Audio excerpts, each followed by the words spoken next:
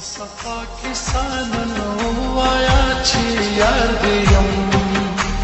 دسترګو تور دیم د خوب زړګي قرار دیم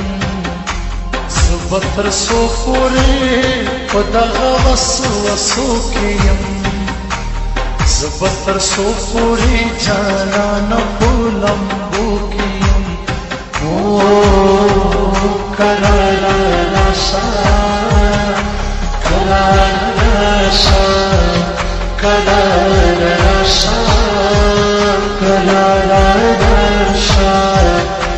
ماته صفا کسان نو آیا چې یار دیم